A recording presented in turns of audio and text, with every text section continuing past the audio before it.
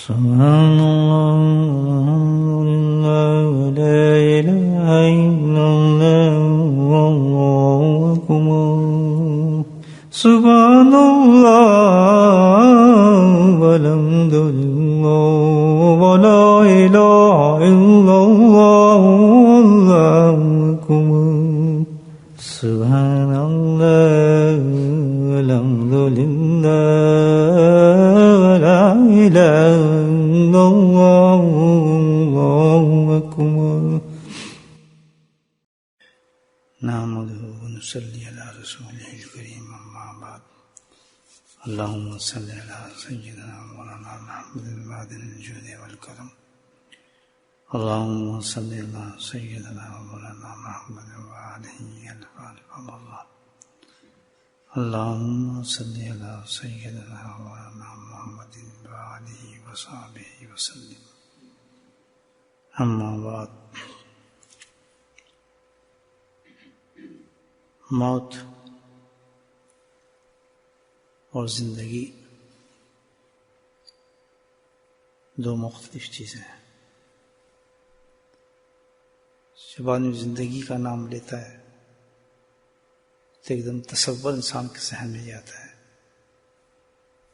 کہ اس کے اعضاء کام کر رہے ہیں، وہ چل رہا ہے، پھر رہا ہے، نوکری پہ جا رہا ہے، گھر بیٹھا ہے، سودے لا رہا ہے، بچوں میں مشغول ہے، کاروبار میں مشغول ہے، اپنی جاب میں مشغول ہے. تو اس کو کہا جاتا ہے یہ زندہ انسان ہے، زندگی ہے، چل پھر رہے ہیں انسان. موت ایک ایسا لفظ ہے کہ جس پر موت کا لفظ صادر ہو جائے تو فوراً تصور کیا جاتا ہے کہ بس اب نہ اس کے ہاتھ ہلیں گے، نہ اس کا جسم ہلے گا، نہ اس کی آنکھ ہلے گی، نہ اب یہ کام پہ جائے گا، نہ اپنے بیوی بچوں کے ساتھ بیٹھے گا، نہ کاروبار کر سکے گا، بلکہ اس دنیا سے چلا گیا، قبر کے اندر چلا گیا. موت ہے یہ موت اور حیات، یہ دونوں چیزیں انسان کے ساتھ چلتی ہیں. لیکن ایک زندگی ایسی ہے کہ انسان موت کے بعد بھی زندہ رہتا ہے. سبحان اللہ. لوگ تو کہتے ہیں مر گیا، ختم ہو گیا، چلا گیا، لیکن وہ عجیب زندگی ہے. اس موت کے بعد بھی انسان حیات کے اندر زندہ ہے. بل لاحیاء ولکن لا تشعرون. اللہ تعالیٰ کہتا ہے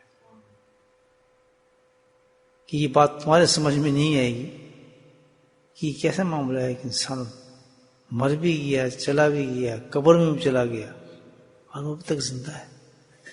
یہ کیسے زندہ ہے؟ میرے بھائیو، یہ زندگی ہے بہت زبردست، اس کو دائمی زندگی کہتے ہیں، ہمیشہ کی زندگی ہے. اس زندگی کو پانے کے لیے یہ عارضی زندگی قربان کرنی پڑتی ہے. موت قبل موت، کہ جو انسان موت سے پہلے مر گیا، یعنی اس زندگی کو اس نے قربان کر دیا اس زندگی پر جس کو ہم موت کہتے ہیں، وہ زندگی، وہ موت اس کی ہمیشہ کی زندگی بن جاتی ہے. موت تو آنی ہے تو اس کو کیوں نہ زندہ کیا جائے. وہ جو زندگی دائمی انسان کو ملتی ہے، وہ جو ہے وہ اللہ پاک نے اس کا ایسا انتظام کیا اسی زندگی کے اندر کہ انسان اگر وہ اللہ تعالیٰ کے دیے ہوئے اعمال پہ چلا جائے، ان اعمال کے مطابق زندگی گزار لے، تو بندہ جو ہے وہ زندہ ہی رہتا ہے ہمیشہ کے لیے. ماشاء اللہ. ٹرانسفر آف پلیس ہے اور کچھ بھی نہیں، بس پاسپورٹ بدلتا ہے اس کا. سبحان اللہ. زندگی کی دائمی ہو جاتی ہے. کتنے پاگل اور نادان ہیں ہم لوگ کہ ہم سمجھتے نہیں اس بات کو کہ اللہ تعالیٰ نے جو ہمیں اعمال دیے ہیں، افعال دیے ہیں، یہ سارے ہمارے فائدے کی چیز ہے. اور اس میں تو ایک عمل ایسا ہے الحمدللہ کہ اللہ پاک خود گارنٹی دیتا ہے، اور وہ اللہ کا ذکر ہے. وہ اللہ کا ذکر ہے. اللہ کہتا ہے جو ذکر کرتے ہیں اس کا دل کیا ہے؟ لوگ کون جو اللہ کا ذکر کرتے ہیں وہ زندہ ہیں، اور ذکر جو نہیں کرتے وہ لوگ زندہ ہونے کے باوجود بھی مردہ ہیں، ہے یا نہیں؟ دیکھیں تو اللہ کا ذکر ایک ایسی چیز ہے کہ انسان کو مرنے کے بعد بھی زندہ رکھتا ہے. وہ کیا زندگی ہے؟ اللہ تعالیٰ کہتا ہے تم نہیں سمجھ سکو گے کیسی زندگی ہے، کیسی اللہ تعالیٰ اس میں باریں رکھتا ہے، کیسی لاجواب زندگی ہوگی. الحمدللہ کتنا ایک راستہ اللہ نے کھولا ہے ہمارے لیے. اگر ہم اس عمل کو پکڑ لیں، اللہ کے ذکر کو، اللہ کے ذکر پہ قائم ہو جائیں، تو میرے بھائی یہ زندگی ہماری زندگی بن جاتی ہے، اور آخری زندگی بھی زندگی بن جاتی ہے. مجھے یہاں ایک شخص یاد آ رہا ہے اپنا، ایک بہت ہی عجیب شخص ہماری جماعت کا، مصطفیٰ نام تھا ان کا. 8 سال پہلے کی بات ہے، 8-9 سال پہلے. تو اکاؤنٹنٹ تھے، چارٹرڈ اکاؤنٹنٹ تھے، بہت اچھے قابل آدمی تھے. تو آئے، نسبت قائم کی انہوں نے، بنگلہ دیش سے تعلق تھا ان کا. تو ماشاءاللہ وہ بڑی جلدی ان پہ اثر ہوا اللہ کے ذکر کا. میں خود حیران ہو گیا کہ کافی اللہ کے فضل سے ان پہ روحانی تبدیلیاں آنی شروع ہو گئی اللہ کے فضل سے ان پر. ہر معاملے میں ذکر کا اثر جمع، اخلاص بھی بڑا. پھر ظاہر ایک اس تعلق میں یہ بھی ہوتا ہے کہ اپنے استاد سے محبت بھی بڑھ جاتی ہے اس کی، پھر یہ بھی ایک نشانی ہے اس میں. تو واقعی ان کی اتنی محبت بڑھ گئی، میرے ساتھ بے انتہا محبت کرنے لگے وہ، اور اکثر ملاقات کرتے اوپر کمرے میں آ کے. وہ کہتے صرف مجھے آپ مل لیا کریں، اتنی کافی میرے لیے. میں تو معاذہ کوئی ریسٹرکشن تھی ملنے کی تھوڑی بہت، اس زمانے میں ملاقات زیادہ مشکل سے ہوتی تھی، لیکن وہ پہنچ جاتے تھے. تو ان کو خیال گزرا ہوگا کہ کسی بیان سے کسی کے یہ پھول وغیرہ مجھے ذرا پسند ہے، فلاورز وغیرہ، تو اکثر مجھے پھولوں کا تحفہ بھیج دیتے تھے، خود لے کے آتے تھے. ان کو پھولوں سے بہت ماشاءاللہ متعارف بھی کافی تھے، وہ اچھی قسم کے پلانٹس ان کو پتہ تھا موسم کے حساب سے. نسبت تو تھی میری ان کی، ظاہر ہے دنیا کی نسبت تو تھی نہیں، ایک ہی ہو جاتی جو محبت میری ان سے تھی، ان کو مجھ سے تھی، جیسے آپ حضرات سے ہے. اب وہ نسبت ذکر اللہ ہے، آپ ذکر کرتے رہتے ہیں، میری محبت بھی آپ کے ساتھ قائم رہتی ہے. آپ ذکر چھوڑ دیتے ہیں، محبت بھی ختم ہو جاتی ہے. یہ دنیا کی محبت تو ہے نہیں، یا کوئی رشتے کی محبت تو ہے نہیں کہ آپ میرے چاچی کے بیٹے ہیں، میں آپ کے مامے کا بیٹا، میں فلاں ہوں، رشتہ ٹوٹ ہی نہیں سکتا. پھر بھی کسی موڑ پہ شادی ملاقات ہو جائے، نہیں. یہاں تو رشتہ ہی اللہ کے نام کی وجہ سے ہے. سبحان اللہ.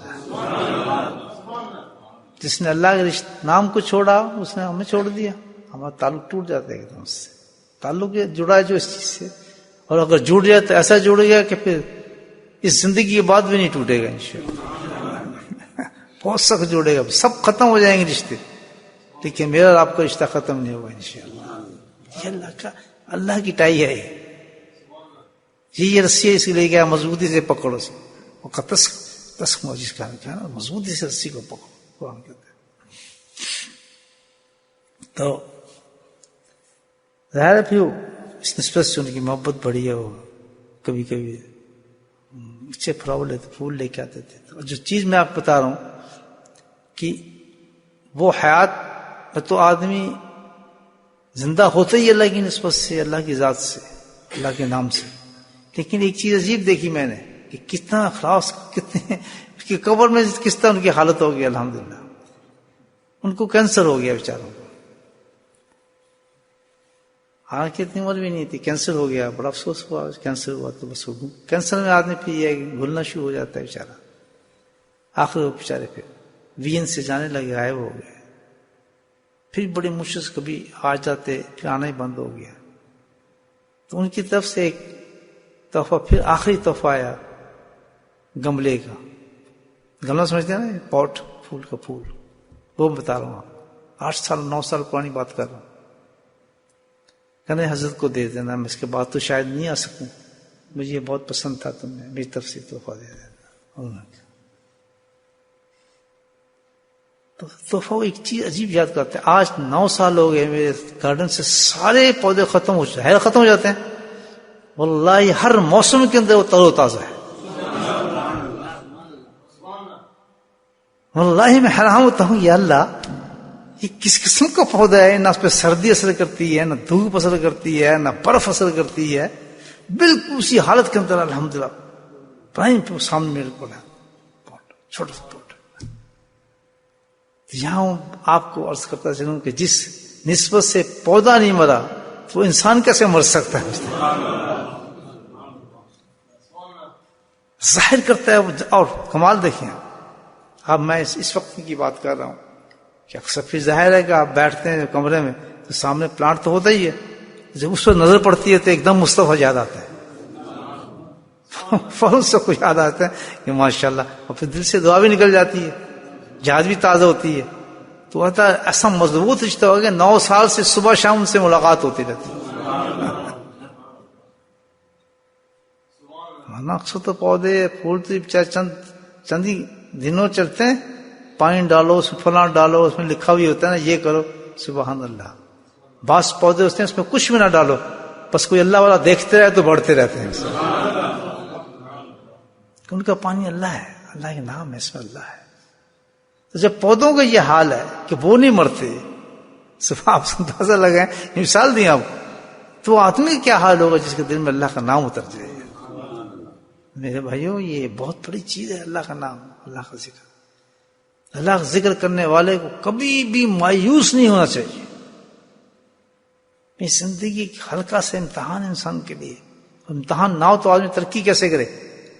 مجھے بتائیں آپ، امتحان ہوتا ہے پھر ٹیسٹ میں پاس ہوتا ہے تبھی ترقی ہوتی ہے نا آپ کی.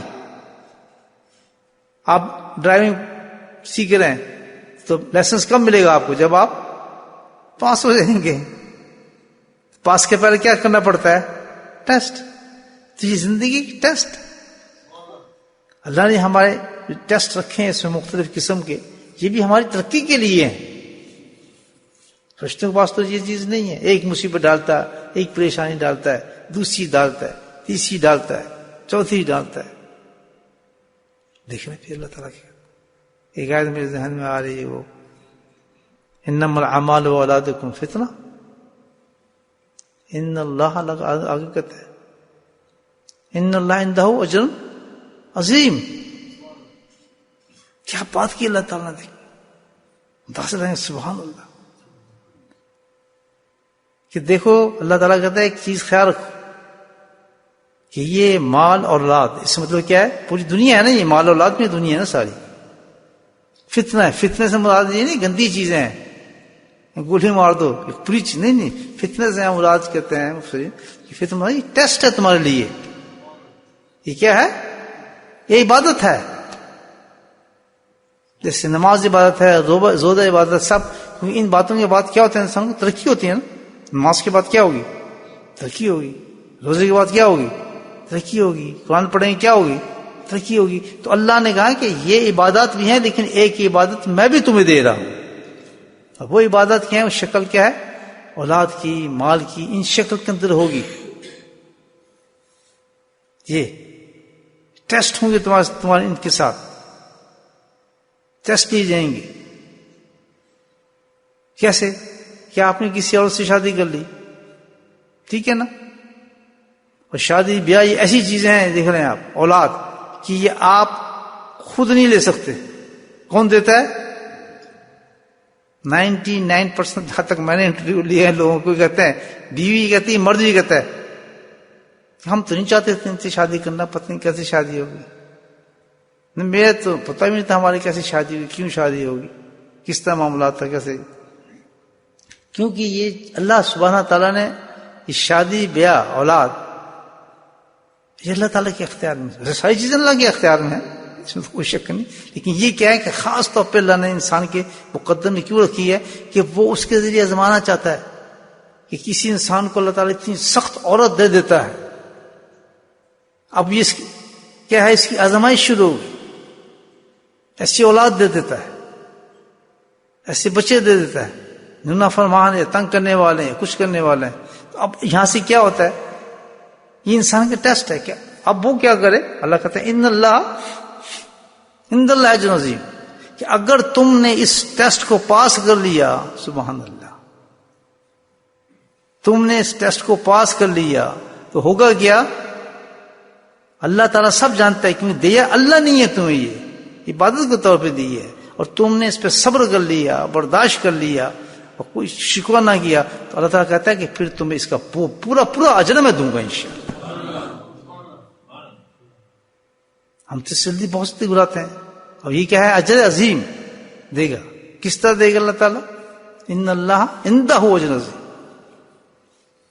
یہ سننے والی بات ہے، کیسے کہ میں نے تمہیں ایک ایسی اولاد دے دی، ایسا بیوی دے دی، بیوی کو خاوند دے دیا، اب کیا ہے کہ اگر تم نے اس کا شکوہ کیا کسی سے، بولے سبحان اللہ، اور جو ہمیشہ وہ جی ہم جاتے ہیں گھر پوچھتے نہیں، بیوی ہمیں منہ نہیں ڈالتی، ہم کرتے ہیں فلاں ہوتا ہی نہیں فلاں، یہ آدمی ایک دم باہر نکالتا ہے بات، دوست سے ملے گا نا، یار کیا آج جھگڑا ہو گیا، یا بہت تنگ کرتی ہے فلاں، یہ عورتوں کا کام، عورتوں کا بہت ہی زیادہ، بس جی ہمارا خامد یہ کرتا ہے، فلاں کرتا ہے، یہ کرتا ہے، عبادتیں بہت کریں گی عورتیں، تسبیحات کر رہی ہیں، تہجد کر رہی ہیں، فلاں کر رہی ہیں، اور اصل امتحان جو ہے اس میں فیل ہو رہی ہے۔ تو اجر یہ اجر ضائع کرنا ہوتا ہے جب اللہ تعالیٰ کی دی ہوئی چیز پر انسان شکایت کرتا ہے، پریشانی کو ظاہر کرتا ہے۔ اللہ تعالیٰ نے کوئی چیز ایسی دے دی ہے، بیماری دے دی، مصیبت دے دی، دکان بٹھا دی، نافرمان کی اولاد دے دی، تو شکوہ نہ کرو، اللہ تعالیٰ کہتا ہے، بلکہ کیا ہے؟ شکوہ کرنا بعین ایسا ہے کہ جیسے تم اپنے رب سے شکوہ کر رہے، بلکہ اس پہ کیا کرو؟ قوت برداشت ہو اور صبر ہو، اور اللہ کا شکر ہو کہ اللہ تعالیٰ جس حال میں تو رکھے تیرا شکر ہے، تو اللہ کہتا ہے مکمل طور پہ تجھے ایک عبادت کا ثواب ملے گا، اس پر درجی ملتا ہے۔ یہ اللہ قانون دیکھیں، ہم اس میں فیل ہو جاتے ہیں، ہم سمجھنا چاہیے کہ یہ بہت بڑی عبادت ہے، یہ بھی عبادت ہے اللہ تعالیٰ کی، بڑی زبردست عبادت، حالات پر۔ اچھا اب کیا ہے کہ ہم ہیں انسان ہیں، جھگڑا پھری ہوتا ہے، لڑائی پھری ہوتا ہے، برداشت نہیں ہوتا، غصہ آتا ہے، تو اس کے لیے اللہ تعالیٰ نے کہا ہے کہ ہاں یہ چیز ہے، اس کو کیسے؟ اس کو کنٹرول کرو، نفس کو مارو، نفس کو مارو، غصے کو نیچے کرو۔ کس طریقے سے؟ اللہ کی یاد سے، اللہ کے ذکر سے، اللہ سے مدد لو۔ بدتمیزی کی انتہا ہے، آپ دیکھیں، غصہ آتا ہے ماں کے ساتھ بدتمیزی، بہنوں کے ساتھ بدتمیزی، یعنی ماں باپ کے ساتھ آج حال یہ ہے کہ بچہ کھڑو کے ماں گالی نکالتا ہے، بری باتیں کرتا ہے، نماز بھی پڑھے گا، عمرے بھی کریں گے اور حج بھی کریں گے، اور یہ دیکھیں حالات کیسے ہیں، کیوں کہ انہوں نے اس فیل ہو گئے اس معاملے میں، سب ظاہری عبادتیں فیل ہو گئی، ختم ہو گئی۔ تو کیا ہے اس میں انسان اپنے اندر وہ قوت کس طرح، جب ایسے چیز شیطان میں آ رہا ہے کہ گالی نکالو، اس کو فلاں کرو، تو پہلے رک جائے کہ اس کا درجہ کیا ہے، کس کے سامنے یہ بات کر رہا ہوں، یہ میری ماں ہے، اللہ تعالیٰ نے ماں کے بارے میں اف بھی مت کہو، یہ میرا باپ ہے، اس کے سامنے کچھ بات کرنے کی ضرورت نہیں مجھے، قرآن بتاتا ہے۔ یہ کیوں میرے اندر غصہ آ رہا ہے، میں کیوں چاہتا ہوں کہ اس سے گالی دوں، میں کیوں چاہتا ہوں اس کی برائی کروں، یقیناً یہ ایک وحشیانہ چیز میرے اندر پیدا ہو گئی ہے، تو اس کے لیے فوراً دو چیزیں کرنی چاہیے ہمیں۔ نمبر ایک، اللہ کی طرف رجوع کرے، توبوا الی اللہ، اللہ کی طرف چلا جائے، کثرت استغفار شروع، اور دوسری چیز ہے فوراً وضو کر کے اللہ سبحانہ دعائیں مانگنا شروع کر دیں۔ دعا بہت زبردست چیز ہے، اس کیفیت کو ختم کرنے کے لیے دعا بہت بڑی چیز ہے کہ اللہ تعالیٰ مجھے بچائے، شیطان میرے اندر آ گیا، اللہ غصہ میرے اندر آ رہا ہے، بہت غلط کام کر رہا ہوں جس کو تو ناپسند کرتا ہے، میں ظلم کروں اپنی زندگی کے ساتھ، تو مجھے اندھا برباد کر دے گا، لنگڑا کر دے گا، لولا کر دے گا، دنیا میں تو مجھے خوار کر دے گا، یا اللہ مجھے بچا، یا اللہ مجھے بچا۔ آپ دیکھیے فوراً اندر ٹھنڈ پڑنا شروع ہوتی ہے انسان کی۔ تو یہ کیفیت ہے انسان کے اندر جو اس کو ذلیل کرتی ہے، یہ آزمائشیں ہماری۔ تو میرے بھائیو، یہ کیفیات چیزیں کیا ہیں؟ رجوع اللہ کرے انسان، اللہ کا ذکر کرے، تو اللہ تعالیٰ کہتا ہے کہ تم اگر اجر ضائع نہ کرو اپنا۔ جب ہم لڑنا شروع کر دیتے ہیں، بیوی سے بدلہ لے رہے ہیں، یعنی اس نے کوئی کام کیا، ہم نے اس کو پورا کرنا شروع کر دیا تو کیا ہو گیا؟ ہمارا اجر ضائع ہو گیا، ختم، جس کا نام دینا تھا ختم۔ ایک بیوی نے جا کے شکایت کر دی اپنے خاوند کی، اس کا اجر ضائع ہو گیا۔ ہاں ایسی ایسی عورتیں گزری ہیں، سبحان اللہ۔ آپ کو مثال دوں، کچھ تو میں نے زیارت کی ہیں۔ ایک شخص میرے پاس آیا خانقاہ میں، بہت رویا، بیت ہوا، توبہ ہوا، اس کے بعد کچھ دن میرے ساتھ رہا، کافی روتا رہا۔ میں وجہ کیا؟ کہتے جی ایک بہت بڑا گناہ میں زندگی پر کرتا رہا ہوں، اور ذکر کے بعد مجھے احساس ہو گیا کہ اللہ کی طرف پلٹا ہوں۔ میں کیا؟ کہ میں نے اپنی بیوی کے ساتھ بہت ظلم کیا ہے، میں سنبھلا۔ میں کہ یہ ٹاپک اس قسم کا ٹاپک ہے۔ میں اچھا تو رو کیوں رہا؟ ظلم کیا تم نے، اب پچھتا کیوں رہا؟ کہ پچھتا میں ایک چیز سے رہا ہوں۔ اور اس نے عجیب بات کہی، اب یہ دیکھیں کہ ساری زندگی میں نے اپنی بیوی پر بے انتہا ظلم کیا ہے، لیکن آج تک یہاں آنے تک میں آپ کو یہ بتا سکتا ہوں کہ اس نے میری اتنی خدمت کی ہے، اتنی خدمت کی ہے کہ میں سوچ بھی نہیں سکتا۔ بولے سبحان اللہ۔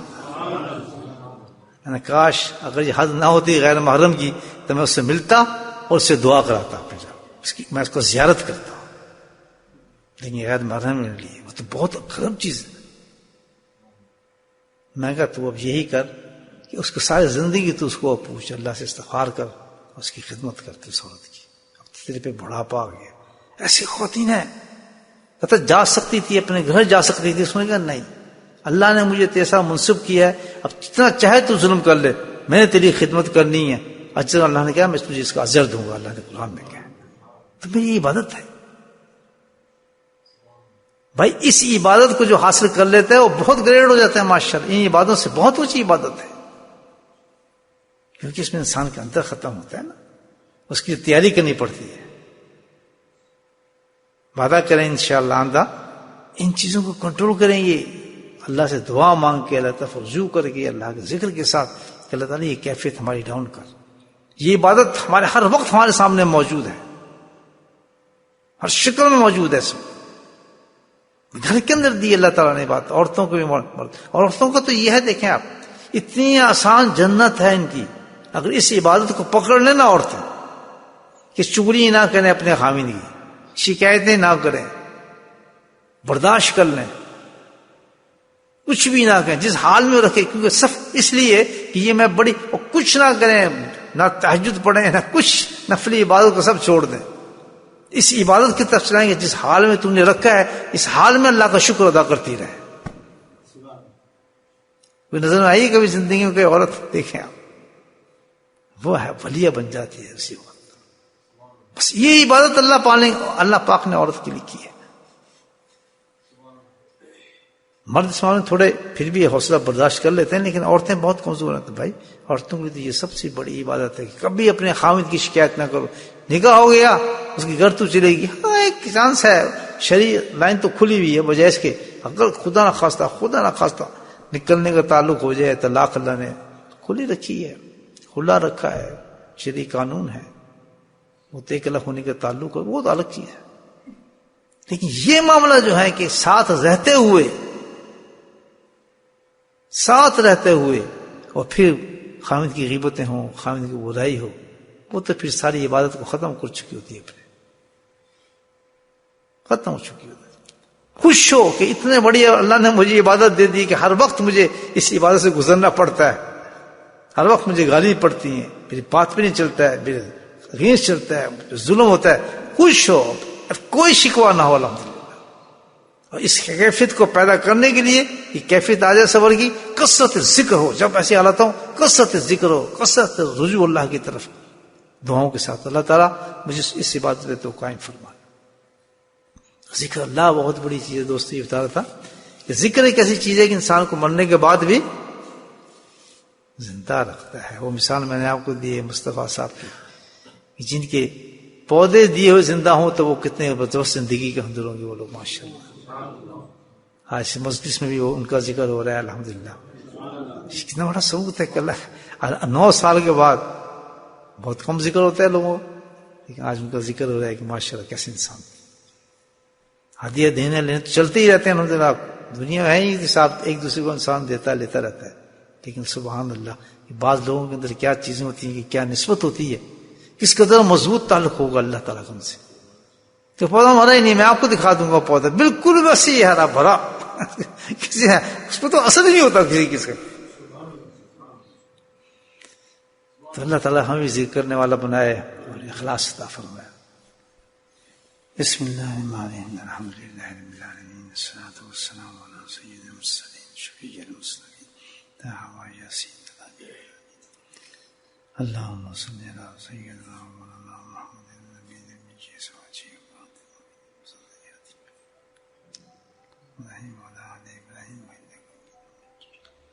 اللہم صلی وسلم بارک علی سیدنا نبینا مولانا محمد النبی صاحب المقام الولیاء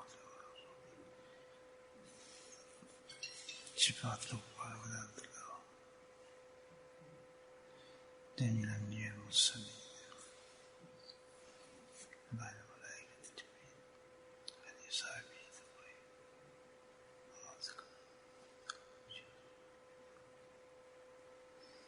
ربنا ظلمنا انفسنا وان لم تغفر لنا وترحمنا لنكونن من الخاسرين.